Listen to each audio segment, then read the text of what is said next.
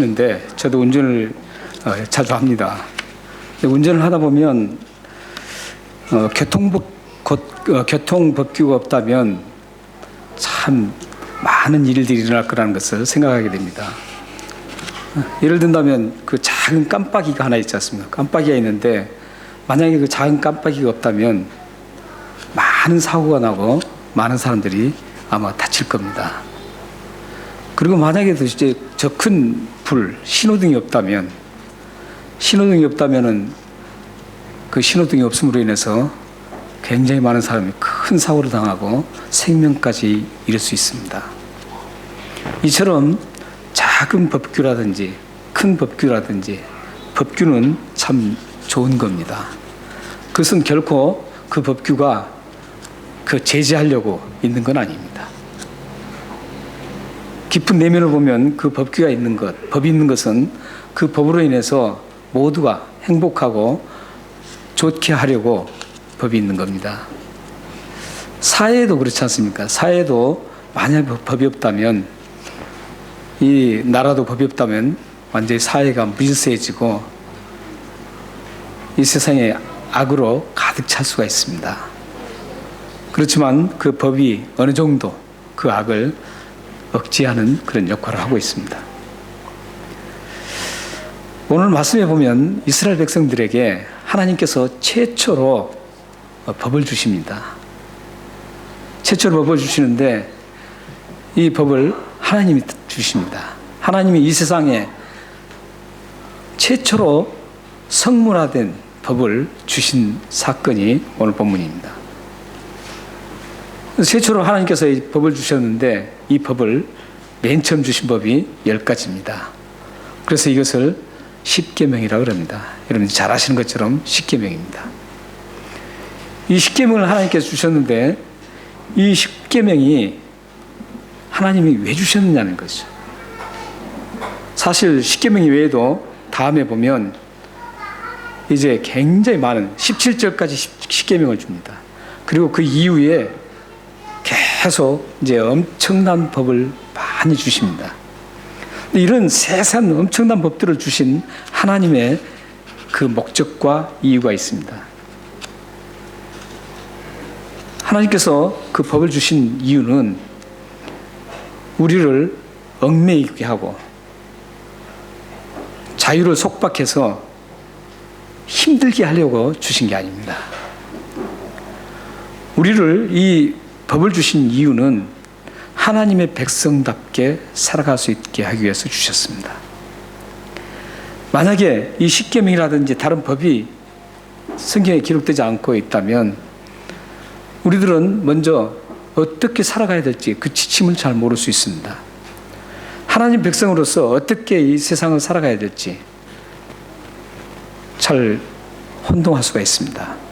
왜냐하면 어떤 사람은 이 법을 크게 느낄 수 있고 어떤 사람은 이 법이 어겨진 거 아니라고 생각할 수 있기 때문에 그렇습니다. 이렇게 하나님께서 확실하게 주신 이유는 우리로 하여금 하나님의 백성답게 살아가기 위함이었습니다. 그러니까 이 성경에 나오는 하라 하지 말라 이런 모든 것은 우리에게 우리의 유익을 위해서 하나님 백성답게 잘 살아가게 하기 위해서 주신 겁니다. 오늘 말씀에서도 그 구조가 그대로 드러납니다. 이것을 구원의 구조라고 합니다. 오늘 말씀에 보면 먼저 법을 주시기 전에 하나님께서 2절 말씀에 하신 말씀이 있습니다.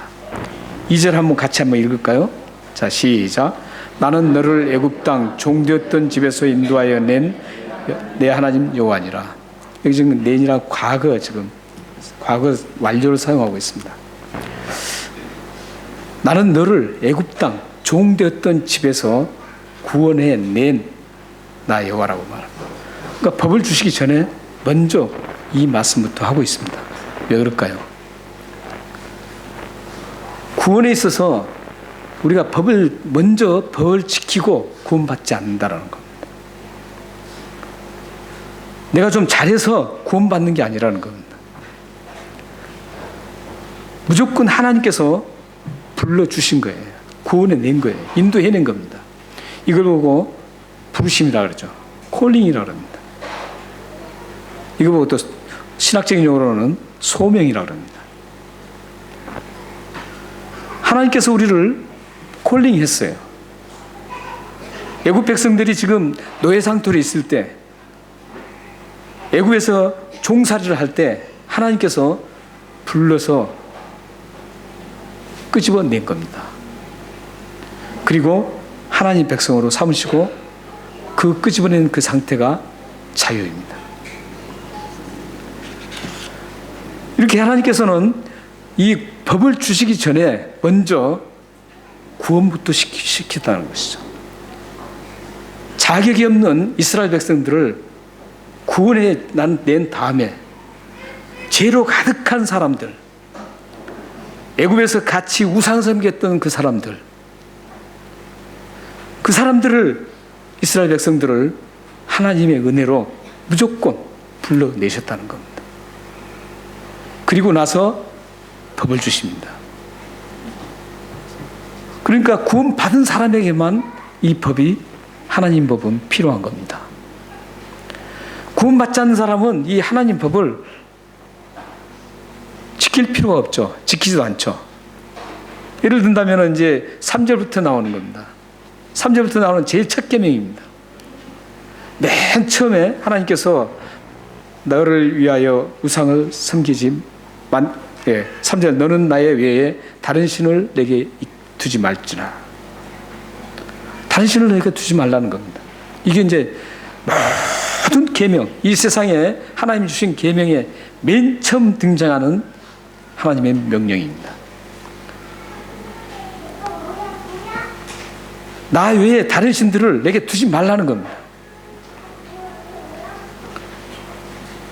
그리고 계속적으로 이제 많은 명령들을 주십니다. 우리가 하나님을 믿었다면, 하나님의 자녀가 되었다면, 하나님의 부르심을 받았다면 맨 처음 가장 주의해야 될 부분이 뭐냐면 다른 신을 두지 말아야 된다는 겁니다.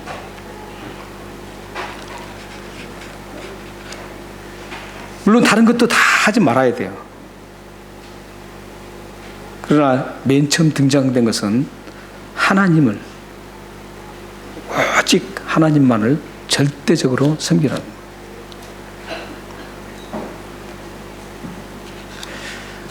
이스라엘 백성들은 구원을 받을 수 있는 자격이 없었습니다.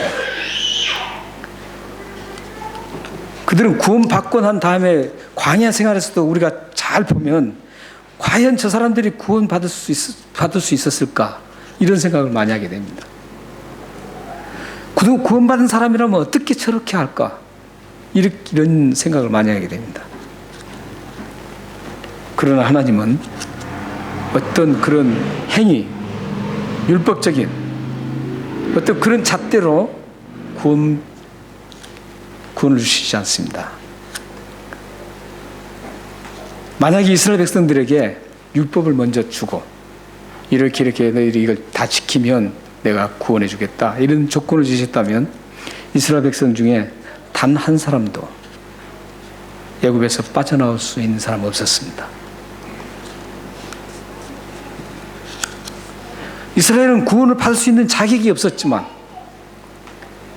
하나님은 은혜를 베푸셔서 그들을 이끌어내서 하나님의 자녀로 삼으시고, 그런 다음에 하나님 백성이니까 하나님 백성답게 잘 살으라고 이 계명을 주셨습니다. 하나님 앞에 하나님 자녀답게 잘 사는 방법 중에 가장 먼저 계명이, 첫 번째 계명이 나 외에 다른 신을 두지 말라는 것. 나 외에 다른 신을 두지 않아야만 가장 하나님이 부르신 그 목적에 부합되는 삶을 살 수 있는 겁니다. 그렇다면 우리는 여기서 한번 생각해 봐야 됩니다. 그렇다면 이스라엘 백성들만 그런 구원의 방법을 하셨는가? 이스라엘 백성들만 하나님께서 그런 부르셨는가? 콜링을 하셨는가? 이겁니다. 우리들도 동일합니다. 여러분들도 동일합니다. 하나님께서 여러분들 구원받을 수 있는 사람들이 아니었습니다. 저도 그렇습니다. 우리 모든 인간은 구원받을 수 있는 사람 아무도 없었습니다.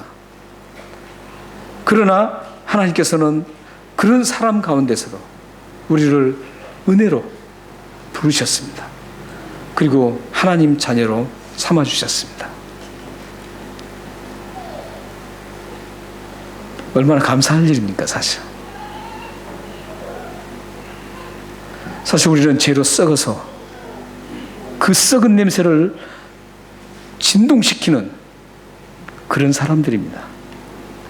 우리들의 생각, 우리들의 행위, 우리들의 말, 이런 모든 것들을 자세히 들여다보면 얼마나 더러운지 모릅니다. 그런 처참하게 더러운 죄를 짓는데도 불구하고 우리들을 구원해 주셨습니다.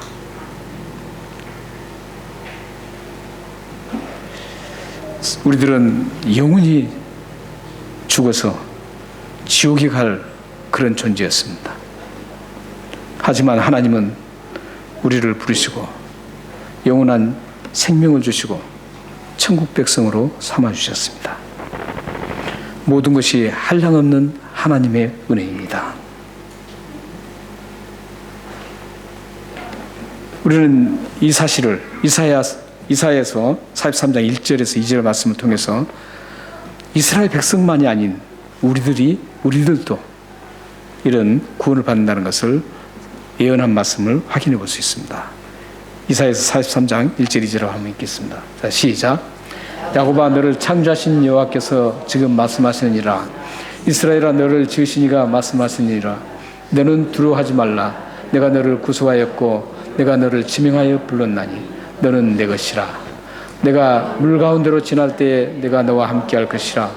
강을 건널 때에 물이 너를 침몰치 못할 것이며 내가 불 가운데로 지날 때에 타지도 아니할 것이요 불꽃이 너를 사들지도 못하리니.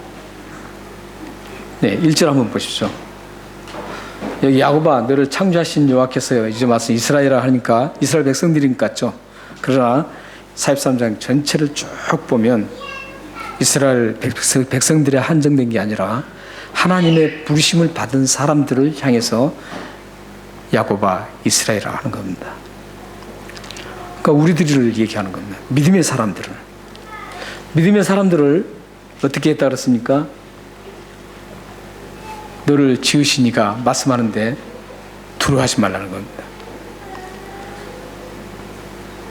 왜 그러냐면은 하나님께서 구원해 주셨기 때문에, 구속했기 때문에. 구속이라는 단어는 항상 뭔 대가를 지불했다 이런 뜻으로 사용합니다. 예수 그리스도께 십자가에 죽으신 그 대가로 우리를 구원했다 이런 뜻입니다. 그리고 내가 너를 지명하여 불렀다는 겁니다. 콜링했다는 거죠. 하나님께서 그냥 지명했다는 겁니다. 구원받을 수 없는데 그냥 하나님의 은혜로 지명돼서 불러주셨다는 겁니다. 그래서 You are mine. 너는 내 것이다. 이건 얼마나 대단한 선언입니다. 이게 여러분들은 하나님의 것이에요. 하나님의 소유입니다. 여러분 자신의 소유가 아니에요. 하나님의 소유예요. 하나님의 소유인 백성들 여러분들에게 하나님께서는 이제 그 계명을 주셨다는 겁니다. 이스라엘 백성들은 지금 이 시내산까지 도착하기까지, 애굽에서 구원해서 시내산까지 도착하기까지 19장 1절에 보면 3개월 걸려서 도착했습니다.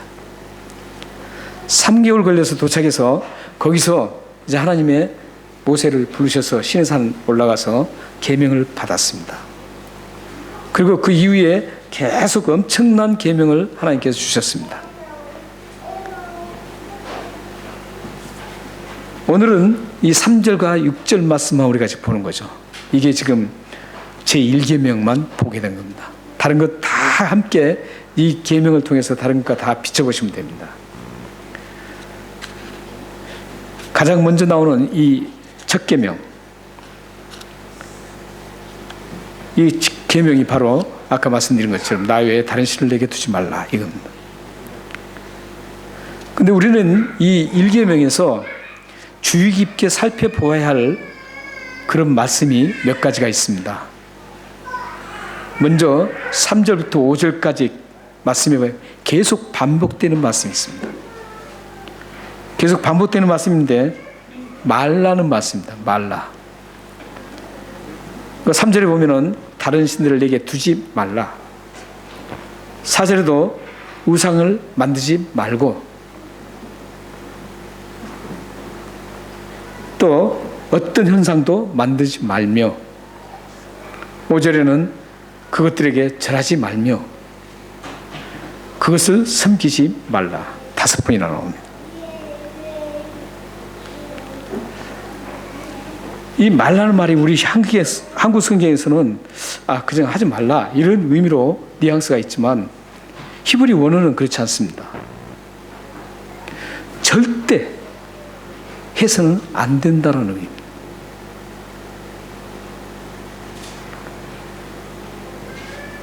하나님 외에 다른 신을 절대 두면 안 된다는 의미예요. 그런 의미예요, 지금. 그러니까 여기서 사실 번역할 때 절대란 말을 넣었으면 참 좋을 뻔했습니다. 절대 두지 말라 이렇게 하고. 히브리 원어는 그런 의미를 가지고 있습니다.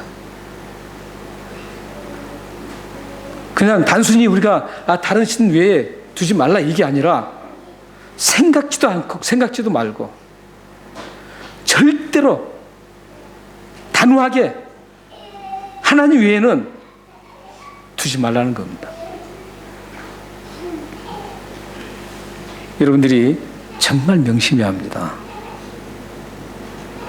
하나님 외에 다른 어떤 것도 여러분들이 단 한 번이라도 우상을 섬겨서는 안 됩니다. 이게 첫 번째 하나님의 명령이에요. 왜 그렇습니까? 하나님이 구원을 시켰어요. 하나님이 불러주셔서 구원을 시킨 거예요. 예수 그리스도를 이 땅에 보내셔서 십자가에 죽게 만드시면서까지 우리 죄를 다 용서해 주신 거예요. 우리를 구원하신 거예요. 우리 영원한 생명을 주는 겁니다.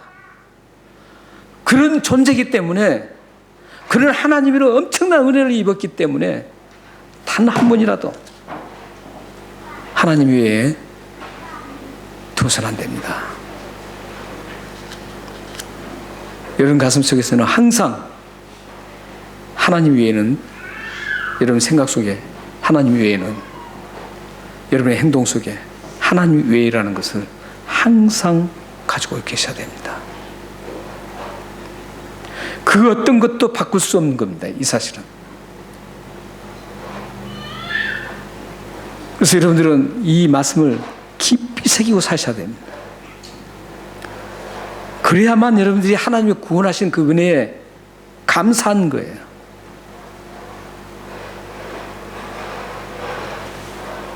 그 다음에 이제 4절 보십시오. 4절 보면 또 하나 우리가 새겨서 조심히 봐야 될 게 있습니다. 4절에 보면 너를 위하여라는 말이 맞습니다. 너를 위하여 새긴 우상을 만들지 말고, 너를 위하여 하늘에 있는 것이나, 너를 위하여 땅 아래에 있는 것이나, 너를 위하여 땅 아래 물속에 있는 것의 어떤 형상도 너를 위하여 만들지 말라, 이런 뜻입니다. 또 그리고 그것들에게 절하지 말라는 것이죠. 그러니까 너를 위하여, 이게 굉장히 중요한 단어입니다. 사실 우리가 이 너를 위하여라는 단어가 자기 우상 숭배하는 사람들이 깊은 내면을 보면 자기를 위해서 우상 숭배하는 겁니다. 저기 절에 가서 막 불공을 드리고 이런 사람들 보면 부처를 위해서 하는 거 아니에요. 대부분 보면 부처님 우리 후손 잘 되게 해주시고 우리 가정 잘 되게 해주시고, 다 자기를 위해서 하는 거예요. 우상 숭배하는 모든 분들 그렇습니다. 다 그렇습니다. 여기 보면 새기지 말라는 것은 하늘에 있는 것, 뭐 새 모양이라든지 뭐 달, 별 이런 모양 새기지 말라. 땅에 있는 것, 그 어떤 것도 석가라든지 마리아라든지 그런 새기지 말라는 것. 섬김의 대상으로. 이 형상을 섬기지 말라는 것은 예를 들어서 우리가 조각가가 뭐 예를 들어서 오뎅이라고 하죠. 로댕이죠. 그분이 뭐 저기 생각하는 사람 이런 걸 조각하잖아요. 예술 작품 그런 걸 얘기하는 거 아니에요.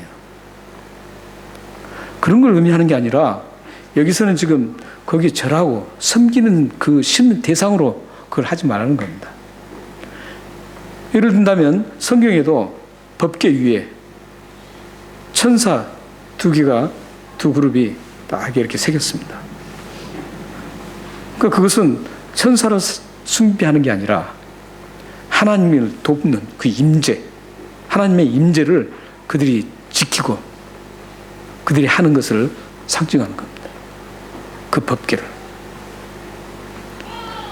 그렇기 때문에 우리가 예술적인 의미에서 뭐 형상을 새기고 이걸 가지고 저 우상이다 이러면 안 되는 겁니다. 섬김의 대상이 될 때 그게 우상이 되는 겁니다. 그래서 여기서 지금 너를 위하여 이것을 신약 성경에서는 이 너를 위하여서 우상을 숨긴다는 것이죠. 근데 이 신약 성경에서는 이 단어를 골로새서 3장 5절에서는 이렇게 말씀합니다. 이걸 제가 안 줬네요. 골로새 3장 5절입니다. 제가 읽겠습니다. 탐심으로 표현되고 있습니다. 근데 그러므로 땅에 있는 지체를 죽이라. 곧 음란과 부정과 사욕과 악한 정욕과 탐심이니 탐심은 곧 우상이라. 우상 숭배니라. 이렇게 탐심. 너를 위한다는 말을 이 골로새서 3장 5절에서는 탐심으로 지금 말씀하고 있는 겁니다. 나를 위해서 하는 것은 그 탐심에 가깝습니다. 그래서 그게 우상이 된다는 겁니다. 자, 그렇다면 우리는 여기서 굉장히 심각한 것을 발견할 수 있습니다. 여러분들이 예배를 드릴 때 왜 예배를 드리나요? 내 감정이 좀 희한해지기 위해서요? 그것은 여러분 탐심입니다. 우상숭배입니다. 하나님께서 나에게 복을 받으려고요? 그것도 탐심입니다. 우상숭배입니다.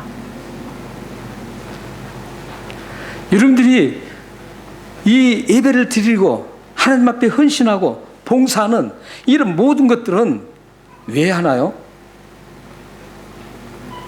내가 좀 잘 보이기 위해서요? 그것은 나를 위해서입니다. 탐심입니다. 그것은 곧 우상숭배입니다. 여러분들이 이 말씀을 잘 깨달으셔야 돼요. 알아야 돼요. 지금 한국교회 예배드리는 형태를 보면 정말 참 위기입니다. 위기. 얼마나 위기인지 몰라요. 예배를 하나님 앞에 드리는 게 아니에요. 예배를 왜 드리나요? 하나님께서 나에게 죽을 수밖에 없는 나를 구원해 주셔서 하나님 앞에 예배 드리는 거예요. 감사해서. 오직 대상은 하나님이세요. 다른 거 아무것도 없어요. 예배는. 죄로 죽을 수밖에 없는 이 엄청난 죄인을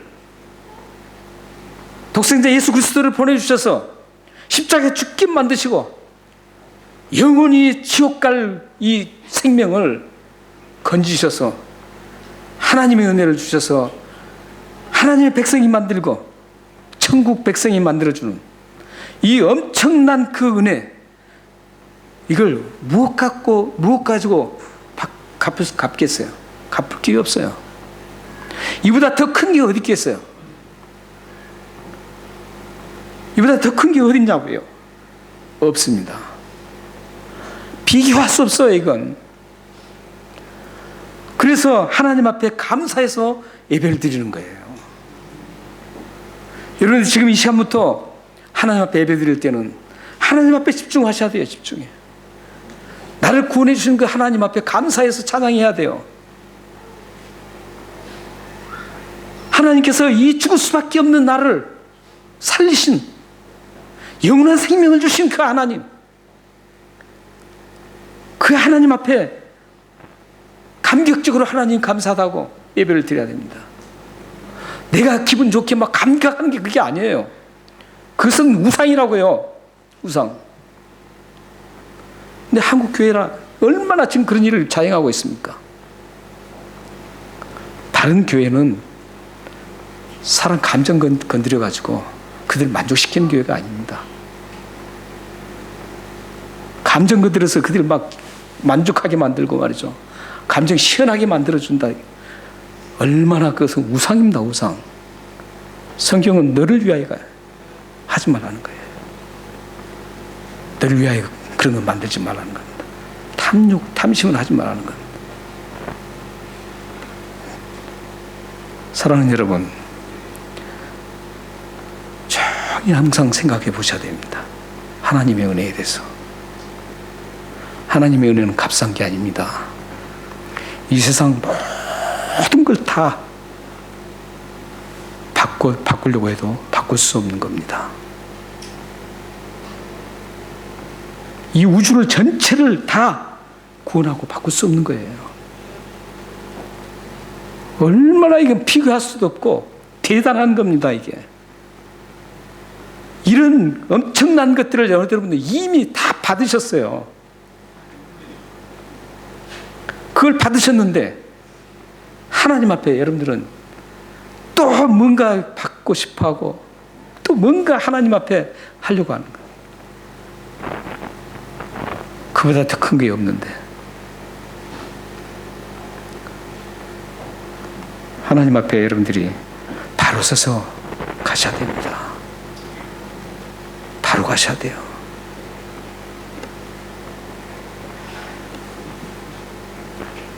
헌신하고 봉사하는 이유도 많은 분들이 보면 그렇습니다. 헌신하고 봉사하면서 하나님 은혜에 감사해서 봉사하고 헌신하셔야 돼요. 그 조그만 하나님의 그 구원과 비교해보면 아무것도 아니에요. 티끌보다도 안 돼요. 그 봉사하고 헌신하면서 생색내고 그러면 안 되잖아요. 또 하나님 앞에 이 봉사를 통해서 하나님 또 내가 뭐 많은 걸 좀 달라고. 그거 아닙니다. 하나님 은혜에 감사해야 됩니다. 하나님 은혜에 감사해서 헌신해야 되고 봉사해야 되는 겁니다. 그 외에는 아무것도 없어요. 우리는 사실은 아무것도 할 게 없는 거예요. 그런데 그렇게 하면 또 하나님께서 가만히 두지 않는다라는 거예요. 놀라워요. 오늘 말씀 한번 볼까요? 5절 6절 보면 그렇습니다. 먼저 나를 미워하는 자부터 한번 보겠습니다. 나를 미워하는 자는 것은 뭐냐면 하나님을 섬기지 않고 우상숭배한다는 사람들이에요. 나를 미워하는 자의 죄를 갚되 아버지로부터 아들에게 3, 4대까지 이르게 하거니와. 이걸 또 이상하게 해석한 사람들도 있어요. 그래서 뭐 대대로 막 이어진다라고 그렇게 사기치는 분들도 있습니다. 이 말씀은 뭐냐면 지대한 영향력을 얘기하는 거예요. 하나님을 섬기지 않는 가정에서 하나님을 섬기는 사람은 많이 일어날 수 있어요. 저도 그렇습니다. 하나님을 섬기지 않는 가정이었어요. 그런데 하나님을 믿게 된 거예요. 그러면 3, 4대까지 가야 되잖아요. 근데 안 가요. 이건 무슨 얘기일까요? 근데 그 영향력은 계속 흐릅니다. 부모된 여러분들이 신앙을 제대로 해야 될 필요가 바로 여기에 있습니다. 여러분들이 신앙생활을 통해서 그 영향력이 3, 4대까지 흐를 수 있습니다.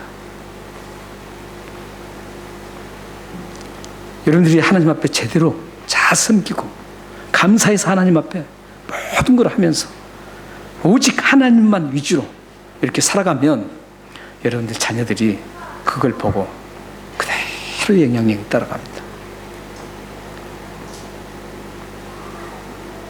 그 죄가 그대로 물러받게 될 가능성이 참 많습니다. 그런데 이제 그 반대 6절 한번 보십시오. 나를 사랑하고 내 계명을 지키는 자에게는 천대까지 은혜를 베푸느니라. 이걸 보면 참 하나님 앞에 감사한 것 같아요. 하나님이 이 비교할 수 없잖아요. 3, 4대하고 천대, 이건 비교할 수 없다는 거예요. 비교할 수 없다는 거예요. 그러니까 하나님 앞에 잘못한 것은 하나님께서 쉽게 짧게 끊어버립니다. 그러나 하나님 앞에 한 번만 잘해도 이게 대단히 오래 간다는 거예요. 여러분들이 하나님 앞에 잘 섬기고 하나님을 정말 진정으로 하나님 위주로 살아가시면 여러분 자녀들은 교육 안 시켜도 이렇게 하라 저렇게 하라 안 해도 어디 가서 좋은 프로그램 막 그런 거 안 해도 시스템 좋은 데 가서 막 갖다 드려 안 내밀어도 하나님께서 살아계신 하나님께서 못할 것이 없는 하나님께서 이 세상 우주를 만드신 그 엄청난 능력의 하나님께서 그 아이를 멋지게 사용하십니다. 이런 신앙 원리를 여러분들이 아셔야 돼요. 이런 신앙 원리를. 그렇기 때문에 여러분 신앙이 얼마나 중요한지 몰라요. 여러분 신앙이 그 아이들을 결정한다. 결정해요. 여러분들이 한 번 잘하잖아요. 하나님 앞에. 그게 엄청나게 오랫동안 간다라는 거예요. 실질적으로 한국 교회사를 이렇게 쭉 보면 그런 일이 굉장히 많습니다. 신실하게 생겼던 그런 분들 보면 다음에 그 후손들이 얼마나 하나님을 위해서 멋지게 사용되는지 몰라요. 예전에 제가 한번 말씀드린 적이 있습니다. 우리 모교회. 우리 모교회가 굉장히 유명한 교회입니다. 위대한 신학자, 위대한 목회자들이 굉장히 많이 나온 교회입니다. 근데 우리 교회 모교회에 저보다 키가 더 적은 장로님이 계십니다. 그분은 초등학교도 못 나왔습니다. 서정인 장로님입니다.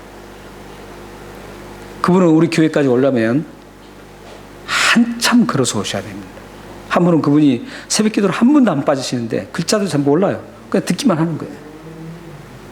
새벽 기도를 이제 그분은 이제 우리 동네로 오려면 이게 그 쇼커트라 그러죠. 지름길이죠.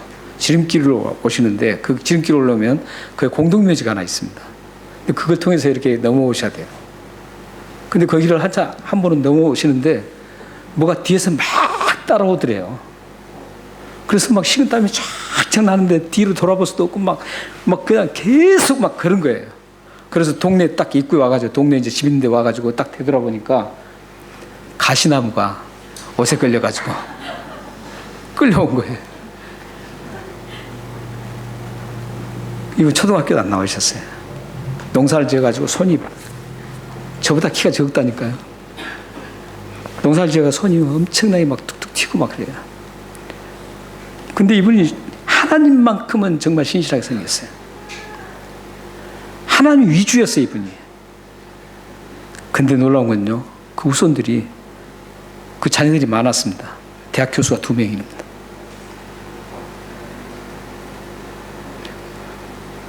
그리고 그 자녀들이 전부 다 엄청납니다. 고급 공무원도 나오고요. 굉장합니다, 그 자녀가. 그래서 지금은 어떻게 다니시는 줄 알아요?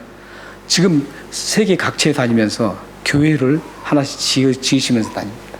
지금.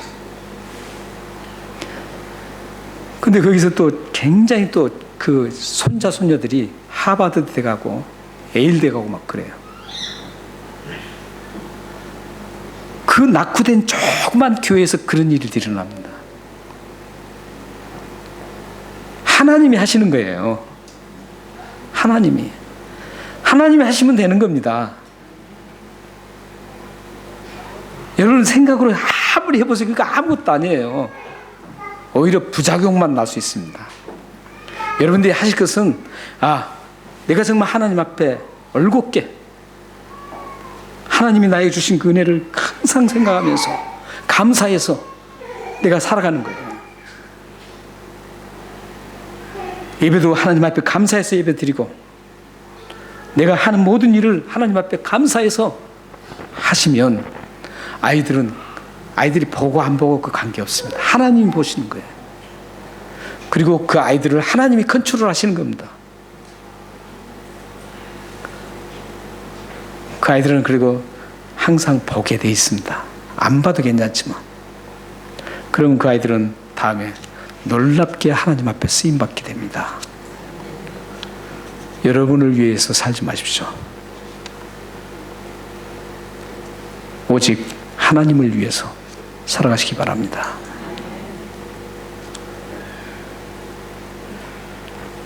사랑하는 성도 여러분, 하나님은 우리들에게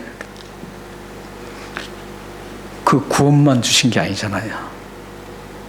한번 가만히 생각해 보세요. 공기를 주셔서 지금도 살고 있습니다. 물을 주셔서 지금도 살고 있습니다. 먹을 걸 주셔서 지금도 살고 있습니다. 지금까지 우리 지켜주시고 보호하시고 인도해 주셔서 지금까지 오게 됐고 앞으로도 가게 될 겁니다. 그렇다면 이거 더 바랄 게 뭐 있어요? 하나님은 제대로만 하나님을 잘 섬기고 가면 천대까지 은혜를 베푸신다고 약속하신 겁니다. 첫 계명에서 약속하신 겁니다. 첫 번째 하나님이 주신 계명에서 천대까지 은혜를 베풀겠다고 말씀합니다. 여기 보면 뭡니까? 하나님을 사랑하고 하나님 주신 그 계명을 즐겁게 기쁘게 지키며 살아간다는 겁니다. 그러면 하나님께서 은혜를 베푸셔서 모든 걸 책임져 주시는 겁니다. 하나님의 방법으로. 우리는 여기 이 말씀 속에서 이제 이 과정이 바로 우리가 성숙함으로 나가는 길이라는 겁니다. 맨 처음 뭘 의식해야 돼요? 하나님이 나를 부르셨다는 것. 얼마나 감격스럽습니까?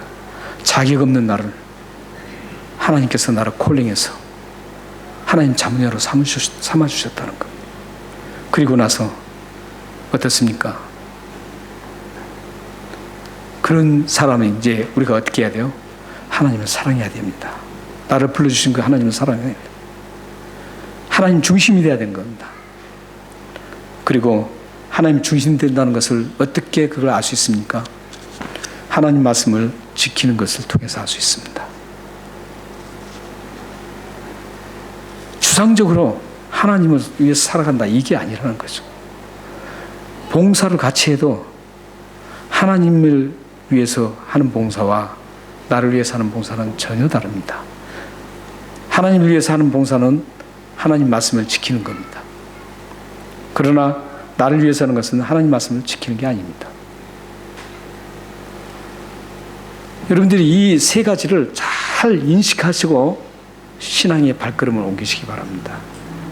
그러면 누구를 만나서 뭘 배운다 그거 안 배워도 여러분들은 성숙한 신앙이 될 수 있습니다. 성숙한 신앙이 되면 천대까지 하나님께서 은혜를 베푸신 것을 경험하게 됩니다.